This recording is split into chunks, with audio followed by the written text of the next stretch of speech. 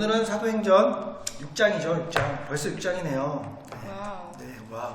자, 교재에 있는 앞에 있는 오늘의 핵심 구절 같이 읽고 시작하도록 하겠습니다. 시작. 형제들아, 너희 가운데서 성령과 지혜가 충만하여 칭찬받는 사람 7을 택하라. 우리가 이 일을 그들에게 맡기고 우리는 오로지 기도하는 일과 말씀 사역에 힘쓰니라. 아니, 아멘. 자, 한 장 넘기셔서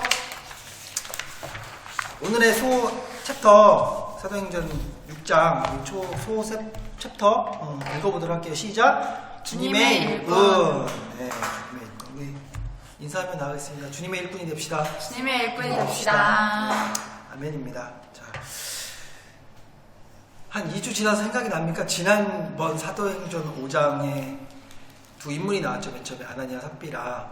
그래서 하나님께 온전히 드려지고 헌신되어야 될 것들을 성령을 회방하는 그런 죄를 지으면서 즉사하죠. 즉사 목숨이 떠나갑니다. 그래서 그런 악한 마음을 품고 악한 행동을 했던 그들이 제거되니까 공동체가 다시 부흥하고 발전하고 말씀이 더해지고 성령이 다시 충만해지고, 그래서 사도들이 복음의 증인으로서 더 당당하게 얘기를 하고 그런 것들을 우리가 지난 5장에서 바라봤어요. 그리고 나서 이제 6장으로 이제 넘어오게 되는데, 오늘은 굉장히 짧습니다. 1절부터 이제 15절까지 짧은 그런 말씀이고요. 그래서 오늘은 좀 교독을 좀 하고 한번 리마운드 다시 생각하시면서, 우리 읽은 지 좀 오래됐으니까 한번 읽고 그리고 시작했으면 좋겠어요. 자, 1장부터 15절까지 1절부터 교독하고 15절 한 목소리로 읽도록 할게요.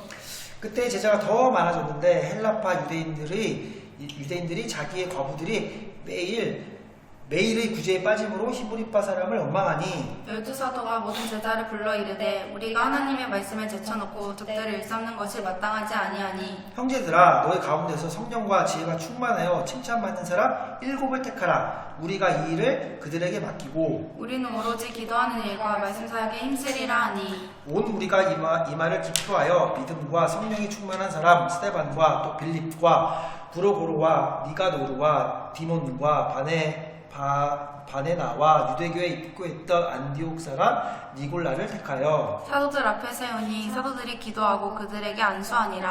하나님의 말씀이 점점 왕성하여 예루살렘에 있는 제자의 수가 더 심히 많아지고 허다한 제사장의 무리도 이 도에 복종하니라. 스테반이 은혜와 권능에 충만하여 큰 기사와 표적을 민간에 행하니, 이른바 자유민들 즉 구레네인, 알렉산드라인, 길리가와 아시아에서 온 사람들의 회당에서 어떤 자들이 일어나 스데반과 더불어 논쟁할세. 스데반이 지혜와 성령으로 말하며 그들이 늘 당하지 못하여 사람들을 매수하여 말하게 하되 이 사람이 모세와 하나님을 모독하는 말을 하는 것을 우리가 들었노라 하게 하고, 백성과 장로와 서기관들을 충동시켜 와서 잡아가지고 공회에 이르러 거짓 증인들을 세우니 이르되 이 사람이 이 거룩한 옷과 율법을 거슬러 말하기를 마지 아니하는도다. 그의 말에 이다 살은 예수가 이것을 하고 또 모세가 우리에게 전하여 준 규례를 고치겠다 하면 우리가 들었노라 거늘. 자, 마지막 줄 함께 읽습니다. 시작. 공회 중에 앉은 사람들이 다 스데반을 주목하여 보니 그 얼굴이 천사의 얼굴과 같더라. 아멘. 아멘.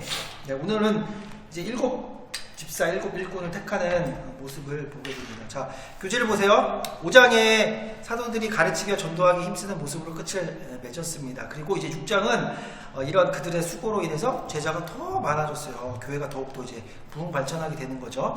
그래서 초대교회는 복음 전파도 물론 굉장히 그 핵심적인 내용이지만 부가적으로 교회에 어려운 사람들 있잖아요. 그런 사람들을 도와주는, 즉 구제 사업에 심혈을 기울였습니다. 사랑을 나누고 헌신하면서 그들을 섬겼죠. 그러다 보니까 그들이 점점 수가 많아졌어요. 그런데 그게 너무 숫자가 급격히 증가하게 돼버리니까 여기 앞에 1절에 있는 말씀처럼 헬라파 유대인 계열의 과부들과 그 다음에 유대인 계열의 과부들의 구제에 대한 것들 때문에 서로 불평하고 원망하는 일들이 오늘 일어났다라는 걸로부터 시작이 됩니다.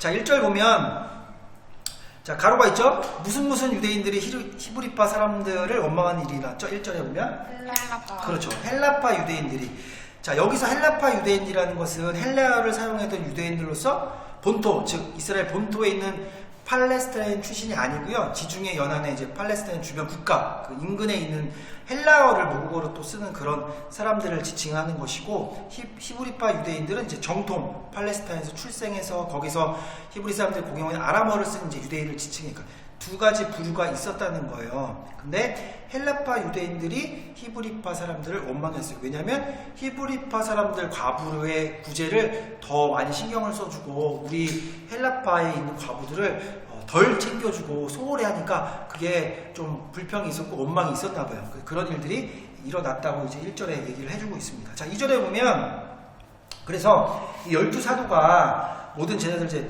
불러놓고 야 이게 무슨 일이냐 서로 이게 불평하고 불만이 있고 이렇게 생기는 일이 옳지 않다라고 합니다. 그래서 사도들은 즉시 교인들과 더불어 이 문제를 해결하고자 했어요. 그래서 사도들은 식탁에서 봉사하는 부업에 너무 많은 시간을 소비한 나머지 무슨 사역이라고 하는 주업에 소홀히 했음을 깨달았을까요? 어떤 사업? 2절에 나와 있는데요. 그렇죠. 우리가 하나님의 무엇을 제쳐놓고?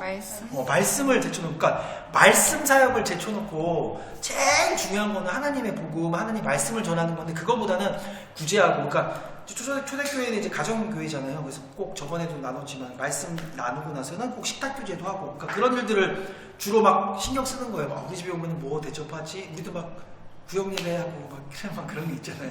근데 그런 거에 너무 신경 쓰다 보니까 다른 것뿐만 아니라 여러 가지 잘 했으면 좋겠는데 어느 거에서 문제가 발생하게 되는 거죠. 특히나 이제 말씀 사역을 담당했던 사도들이 그것을 중점적으로 하지 않고 뭐 이것도 챙기고 야 이것도 뭐 대접하는 거 이렇게 하자 저렇게 하자 이런 일들 모두 그냥 소소한 일까지 다 참견하다 보니까 이런 문제들이 나타나고 말씀 사역의 또 부재를 그들이 느끼게 되는 거죠. 그래서 4절에 보면은 그들은 불신자들에게 말씀을 전파하는 전도사역과 신자들에게 말씀을 가르치는 양육사역으로 복귀할 것을 선포하죠. 오로지 기도하는 일과 말씀 사역에 힘쓰겠다. 우리는 이제 그런 일들은 접대하고 구제하고 이런 것들은 우리가 하지 않고 오늘 우리는 말씀에 집중할 거야 라고 얘기를 합니다. 그리고 나서 3절에 그리고 다른 사람들이 맡아도 잘할 수 있는 것, 사도들이 아니라도 잘할 수 있는 어떤 사역일까요? 어떤 사역들을 따로 7인을 세워 대신 감당하기로 했죠? 3절에? 아까 1절에 어떤 거에 문제가 있었어요? 말씀사요. 아니 1절에 어떤 거에 어려움이 있었어요? 헬라파 유대인들과 히브리파 유대인들이 무엇 때문에 어려움을 겪었어요? 관계? 구제하고 즉 구제는 뭐예요? 무엇인가에 대해 물질적인 걸 도와주는 거죠. 즉 얘기해서 분배하는 거에 문제가 생긴 거예요. 그래서 가로에 보면은 다른 사람들이 맡아도 잘할 수 있는 분배 사역 이렇게 보시면 돼요. 그러니까 내가 어떤 것들을 공동체에서 만약에 저번에도 이제 바나바가 땅을 팔아서 어떤 재물을 마련하고 하잖아요. 그럼 이제 가난한 사람한테 나눠주고 과부들을 섬기고 해야 되는데 분배를 해주는데 손이 안으로 굽는다고 내가 좋아하는 사람들, 내 민족이랑 가까이 있는 사람들만 더 챙겨 막 이렇게 하는 거죠. 그리고 저기 있는 것도 줘야 되는 건 맞으니까 주긴 주는데 더 챙겨주는 거잖아요. 우리 가족과 친척과 우리라고 생각하는 자꾸 그런 이제 분배 사역은 꼭 사도들이 말씀 전하시는 분들이 아니라도 충분히 할 수 있다는 거예요. 그런 것을 깨달았죠. 그래서 7명을 세워서 감당해야 되겠다라고 이제 3절에 나오게 됩니다. 그래서 한마디로 말하면 사도들은 말씀 사역에 집중하고 여기 세운 집사들은 따로 구제 사역이나 분배 사역 이런 것들의 일들을 맡겨줌으로 전체적인 교회가 일에 대한 효율을 극대화시키고 이럼으로써 각자의 맡은 역할, 사명들을 감당해 나가니까 효율적이면서 교회가 운영이 잘 되는 것을 우리가 볼 수가 있어요. 자, 그렇게 함으로써 크게 두 가지의 교회의 변화가 있었습니다. 어떤 일들이 있었는지 한번 볼게요. 5절에 한번 다시 한번 읽어볼까요? 시작! 온 무리가 이 말을 기뻐하여 믿음과 성령이 충만한 사람 스데반과 빌립과 브로고로와 니긴과 돈과 바나바 유대계 인근 안녕 사람 니구를 선택하여 자, 이 7사람을 선택하고 이런 분업과 구제에 대한 것들을 각자 맡은 일을 했더니 맨 처음에 온 무리가 어떻게 했대요? 이 말을 기뻐하여 이 말을 기뻐했어요. 지금 뭐예요? 교회가 기뻐하게 됐어요. 이제 말씀을 우리 사도들이 맡아서 해주시고 남았는 것들은 우리도 평신도가 위를 맡아서 하게 되는구나. 그러니까 이들이 그것을 기뻐했다는 거예요. 그리고 두 번째로는 7절에 받은 말씀이거든요. 자, 7절 하나님이 무엇이 점점 왕성하여? 말씀. 그렇죠. 사도들이 말씀에 집중하다 보니까 말씀을 선포하는 일들이 더 많아지게 되는 거죠. 하나님의 말씀이 점점 왕성해졌더니 예루살렘에 있는 무슨 수가? 제자의 수가 예수를 믿고 다른 사람들이 점점 많이 늘어나게 됐어요. 그리고 다음에 허다한 무엇의 무리도 제사장의 무리도 이 도에 복종하다. 도 어떤 도입니까? 복음의 도, 십자가의 도겠죠. 제사장은 원래는 뭐예요? 바리새인이고 유대교를 믿고 예수님을 인정하지 않은 사람인데 하나님의 말씀이 사도들부터 부어져서 온전히 잘 전해지니까 그 말씀을 듣니까 이 믿지 않는 사람들도 믿기 시작하는 거예요. 그러니까 그 말씀과 이 구제 사역들의 분리를 하면서 효율적으로 운영을 하니까 교회가 기뻐하고 또 말씀이 더 잘 섬기게 되니까 당연히 뭐 성도들도 부흥하고 또 믿지 않는 사람들까지 그 사람들까지 예수님을 믿는 일, 이런 너무 하나님 기뻐하시는 일들이 잘 일어난다는 거예요. 자, 교재 밑에 제가 예화를 하나 썼는데 한번 제가 읽어볼게요. 20세기 전도왕 드와이트 무디라는 분이 있었는데 이분이 지적하듯이 목사 한 사람이 10사람의 일을 하는 것보다 10사람이 일하게 하는 것이 더 나은 법이다. 뭐요? 목사님이 혼자 다 하려고 하는 거야. 말씀도 하고요, 성교 하는 것도 있고요, 뭐 구제하는 것도 다 맡아서 혼자 하는 일보다는 10사람, 그러니까 각자의 지금 여기 초대교회처럼 각자의 일들을 맡아서 나누어서 하니까 그것이 더 좋은 방법이다라고 얘기하는 거예요. 그것은 자신에게도 좋고 목회자가 일 시키는 사람에게도 유익하고 결국 교회에게 플러스가 되는 역할이다라고 이제 디와이트 무디 목사님이 얘기를 하시는 거예요. 또한 목사는 말씀의 종입니다. 구제를 포함한 교회 모든 사역은 중요하지만 그래도 가장 중요한 일은 무엇일까요? 말씀. 그렇죠. 말씀 증거죠. 말씀 증거. 말씀을 통해서만 죽어가는 영혼들이 거듭날 수 있는 거예요. 쉽게 빵 하나 떡을 나눠주는 것은 그때 잠시의 어떤 배고픔과 힘들과 어려움을 해결할 수 있지만 우리가 그때 그래서 안진뱅이 걷지 못하는 이들에게 빵을 줘서 잠깐 그 배고픔을 해결할 수 있지만 근본적인 원인이 뭐예요? 일으켜 세우고 예수를 믿게 하는 거잖아요. 즉 여기서도 말하는 거지만 말씀을 통해서 영혼이 거듭될 수 있지 잠깐의 육신의 만족을 채워서 배고픔을 해결하는 것으로 근본적으로 문제가 해결되지 않는다는 거예요. 무엇을 통해서만? 말씀을 통해서만 사람들이 진정으로 변화가 일어나고 예수님을 만나게 되고 그래서 그들의 믿음이 성장시킬 수 있다. 그러니까 여기서 얘기하는 것은 한 사람의 목회자가, 한 사람의 전도자가, 어떤 교육자가 모든 일을 다 하려 하지 말고 말씀에 가장 핵심은 그 사역만 하고 나머지는 교회 장로님들 계시고 권사님도 계시고 집사님도 계시고 여러 분들이 있잖아요. 지역장님도 계시고 이런 분들을 통하여서도 평신도와 함께 공동체 안에서 각자의 맡은 일을 할 수 있게끔 해라. 이것이 가장 능률도 나면서 하나님께서 기뻐하시고 교회가 성장 발전할 수 있는 것이다 라고 얘기할 수 있는 것입니다. 자, 한 장 넘겨보세요. 자, 그렇다면 사도들이 말씀 사역에 집중할 수 있도록 도왔던 7명의 초대교회 집사인 우리가 자격들을 한번 살펴봄으로써 하나님의 일을 맡은 사람은 그들이 평신도일지라도 아니면 집사일지라도 하나님께서 맡긴 사람들의 공통점이 있다는 거예요. 어떤 사람에게 하나님께서 그 일을 맡겨주신지 우리가 성경을 통해서 알아보자는 거죠. 자, 3절 한 번만 다시 한번 읽어볼까요? 시작. 형제들아 너희 가운데서 성령과 지혜가 충만하여 칭찬받는 사람의 꿈을 택하라. 네가 이를 그에게 맡기고. 아멘. 자, 맨 처음에 무엇이 충만한 자라야 될까요? 성령. 그렇죠. 성령이 충만해야 됩니다. 자, 로마서 8장 9절에는 사도 바울이 누구든지 그리스도의 영이 없으면 그리스도의 사람이 아니라고 해서, 즉 그리스도의 영이 무엇입니까? 성령이 없는 사람은 그리스도의 사람, 예수 그리스도의 사람이 아니라고 그렇게 사도 바울은 고백했습니다. 그리스도의 사람이 아닌지 긴지 그것이 맞는지를 살펴볼 수 있는 것은 그 안에 성령이 있는지 아닌지를 살펴보면 돼요. 그래서 따라서 주의 일꾼 될 자는 무엇보다 그리스도의 영인 무엇이 있는 자라고요? 가로 안에 무엇보다 먼저 그리스도의 영인 성령이 있는 자라 합니다. 그래야만 자신의 의지가 뜻대로가 아니라 자기 생각이 아니고 성령께서 내주하여야 성령의 뜻을 알고 성령의 음성을 듣고 성령이 원하시는 대로 행하실 수 있잖아요. 성령이 뜻대로 일을 할 수 있다는 것이, 그것이 바로 하나님의 영광이 나타나는 것입니다. 근데 성령이 있지 않은 사람이 그 일을 맡겨놓잖아요. 그러면 그 일이 자기 방법, 자기가 했던 경험, 자기의 지식, 자기가 옳게 판단하는 것에 맡겨서 좌지우지 될 수 있다는 거예요. 하나님 뜻이랑 절대로 상관될 수 없게. 그런데 사람이 볼 때는 그걸 모르는 수도 있어요. 그냥 넘어가면 저 사람이 얘기하는 게 합리적인 것 같고 효율적인 것 같고 능률적인 것 같아 라고 넘어갈 수가 있죠. 근데 그게 하나님의 뜻인지 아닌지는 우리는 다시 한번 생각해 봐야 된다는 거죠. 성령으로 충만된 자야만 하나님의 일꾼이 되고 하나님의 일들을 맡을 수 있습니다. 자, 두 번째, 무엇이 충만한 자라야 될까요? 성령의 3절이 뭐라고 하죠? 성령과 지혜. 그렇죠. 지혜. 따라합시다. 지혜. 지혜. 네. 여기서 지혜는요 세상적인 지식을 의미하는 게 아닙니다. 제가요 머리가 좋고 내가 머리 회전이 빨려서 어떤 일들을 잘 처리해주는 그런 세상적인 지식을 얘기하는 게 아니라 어떤 지혜를 의미를 할까요? 가로 안에 하나님의 지혜. 또 저희 교재를 쭉 이렇게 밑에 보시면 다 답이 거의 나와 있어요. 네. 영적. 그렇죠. 영적 지혜를 의미하는 거죠.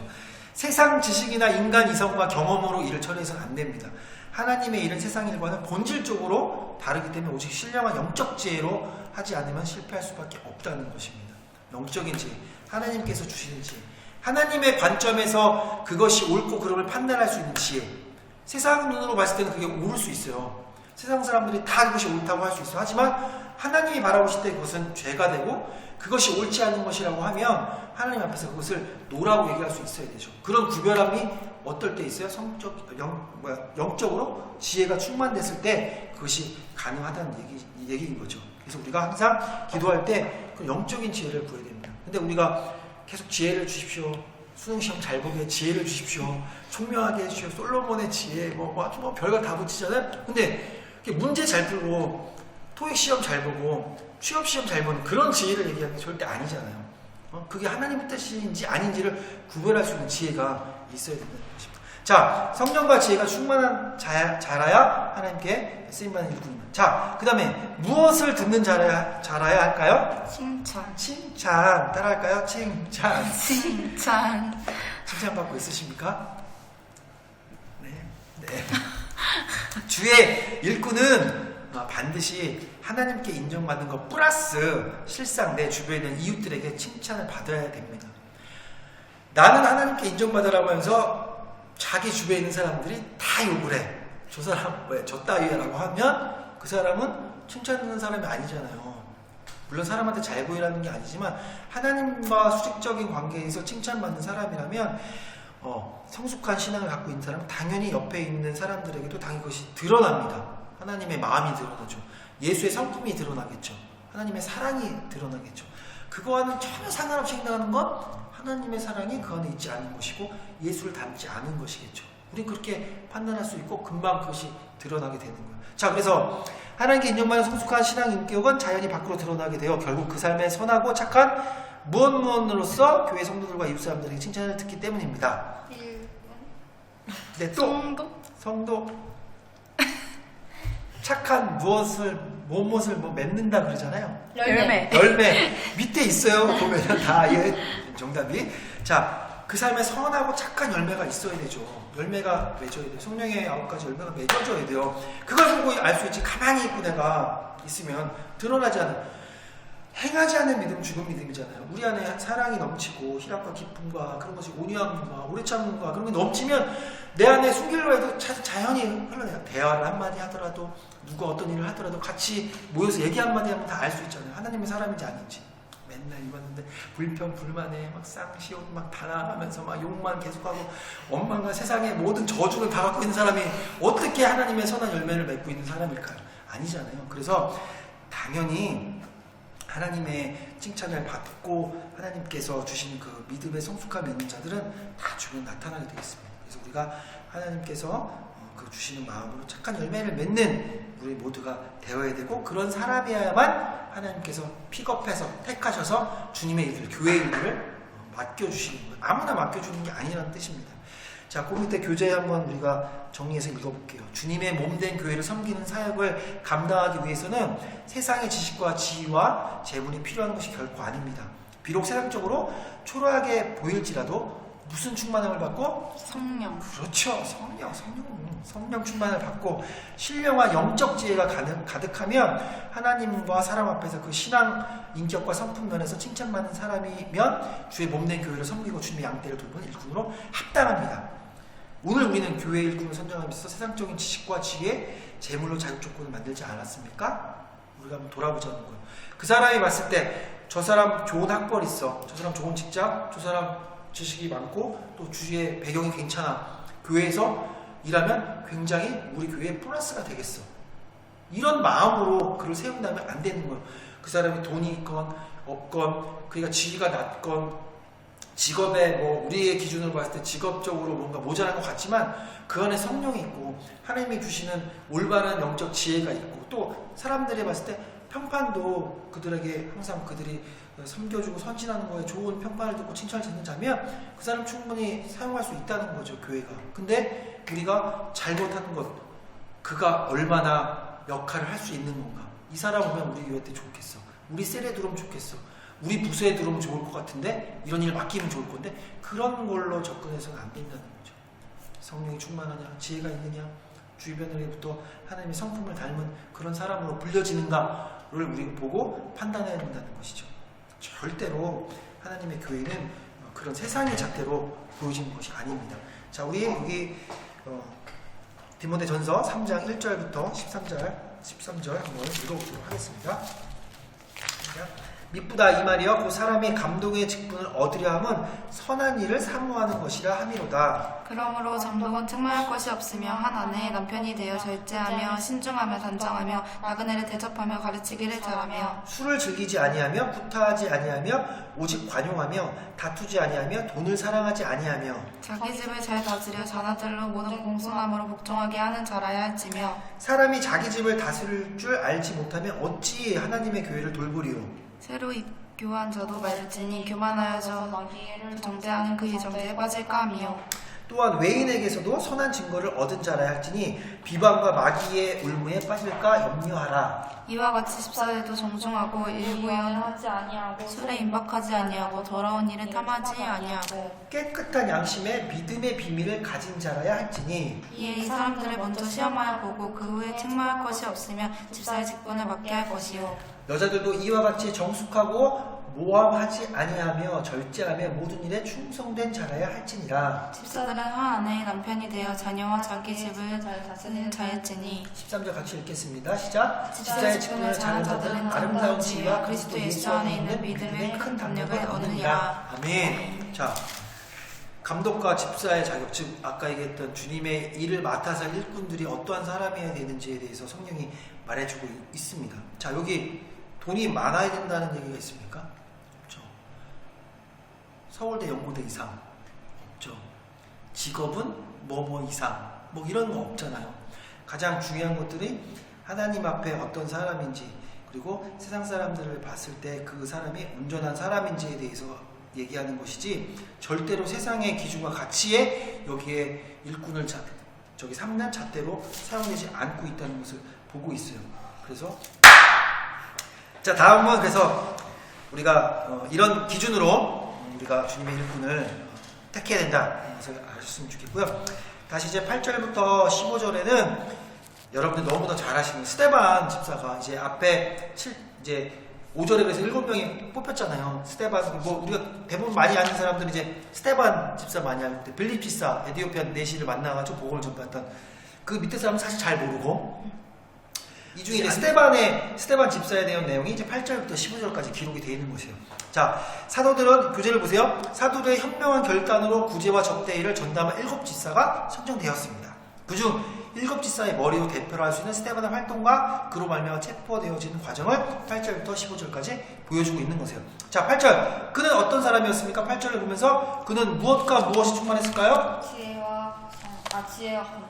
네, 8절. 네, 8절. 은혜와 권능. 네, 맞아요. 뒤에 나와요, 좀 이따가. 네, 8절에는 은혜와 권능이 충만했다고요. 자, 교재에 세상의 물질적 은혜가 아니고 영적 은혜인 충만이었어요. 7집사가 된 것은 주님의 은혜였지, 자기의 어떤 가지고 있음, 즉 얘기하면 뭐 돈이 많아서 학벌에 위대해서 내가 가문이 뭐 남들마다 좀 내세울 수 있는 가문이어서 된 게 아니었다는 거예요. 전적인 하나님의 은혜가 부어졌다는 거예요. 자, 그리고 스데반 집사, 그 스데반의 뜻이 이제 면류관이라는 뜻이래요. 면류관. 그 스데반이란 그 이름의 뜻처럼 초대교회 최초의 순교자가 됩니다. 돌맞아서 복음을 전하다 죽게 되죠. 최초의 순교자의 면류관을 받은 것도 하나님의 은혜죠. 또한 그 다음에 권능이 충만해서 큰 기사와 무엇이 나타났을까요? 표적. 네, 표적. 충만의 큰 기사와 표적이 민간에 행했대요. 그러니까 즉 뭐예요?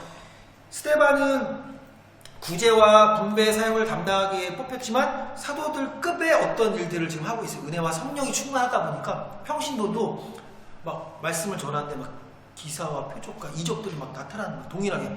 그럼 우리가 다르게 보면 어떻게 생각할 수 있어요? 우리들도 성령과 은혜가 충만하면 하나님께서 부어주신 어떤 능력과 하나님의 권세가 있다면 우리도 그렇게 할 수 있다는 거예요. 10절을 봅시다. 10절에는 또 스데반이 지혜와 무엇이 충분했다고 써있죠? 성령. 네, 그렇죠. 아까 미리 얘기하셨지만 스데반도 지혜도 있었고 성령도 충만했다는 거예요. 스데반은 하늘의 신령한 영적 지혜가 충만하였습니다.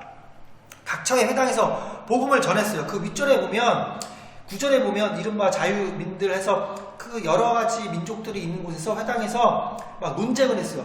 하나님 복음을 전하면서 사도들이 했던 역할을 그대로 하는 거예요. 통신도가, 집사가.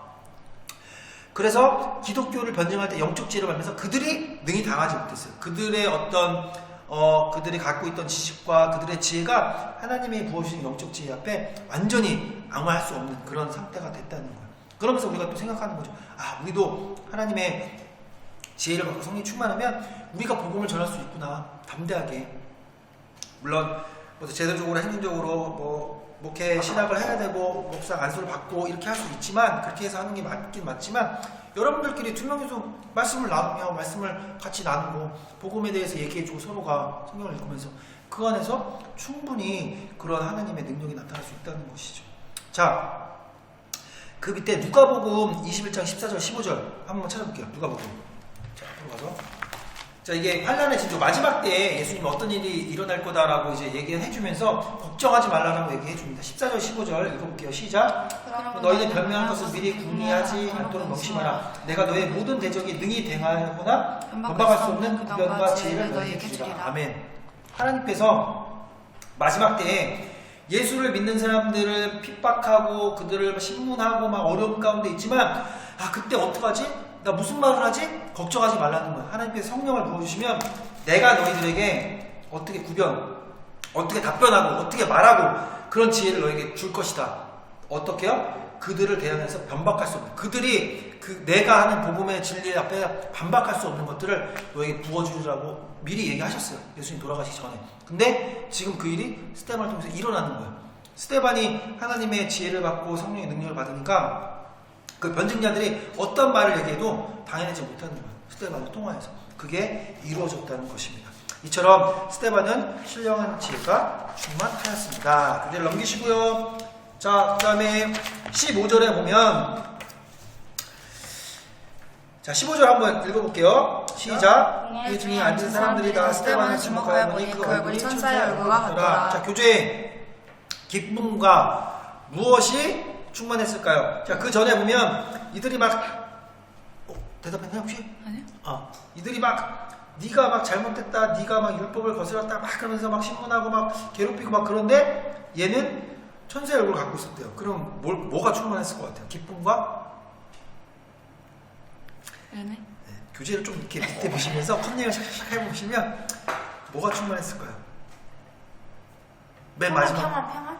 맨 밑에 좀 용서? 네, 용서가 충만한 사람이었어요. 우리 교재는 다 힌트가 곳곳에 숨어 있습니다. 자, 내가 만약 용서하지 않고 분하고 만약에 내가 완전 열받는다 그러면 이런 천사 같은 얼굴이 나올 수 있을까요? 내가 막 수한테 막 이렇게 나는 뭐 어쩌고 막 너 같은 게 어떻게 와 그러면 근데 얼굴이 둘 중에 하나 바보거나 아무 생각이 없거나 하나는 그렇게 얘기하지만 내 마음 가운데는 용서하는 거죠. 네. 자, 교재를 볼게요. 성령의 지혜로 말한 스데반의 변론은 도저히 당해낼 수 없자 악랄하고 모략과 중상을 합니다. 그래서 13절에 그들은 백성과 장로와 서기관들 충성시켜 공에 잡아오게 하죠. 스데반을 잡아왔어요. 그거 이웃은 무엇이냐면 14절에 성전 모독과 또 하나가 무슨 훼손이라고 써있는 14절 한번 읽어볼게요. 그에 말해 이 나사렛 예수가 이곳을 헐고 또 모세가 우리에게 전하여준 규례를 고치겠다 함을 우리가 들었노라 하고는 이게 잡아온 이유거든요. 스데반을. 자, 그럼 첫 번째는 예수님께서 이곳을 헐겠다 얘기하시잖아요. 예수님께서 이곳을 사흘 만에 헐고 내가 다시 짓겠다. 근데 뭐 성전을 짓는다는 것이 아니라 예수 그리스도를 통하여서 성전 예수 그리스도가 벌하시겠다는 얘기시지만 어쨌든 이들이 생각했을 때는 성전을 모독한 거예요. 자, 두 번째는 무엇을 훼손한 걸까? 무엇을 훼손? 율법. 그 율법. 여기는 규례라고 되어 있지만 율법을 훼손하는 거예요.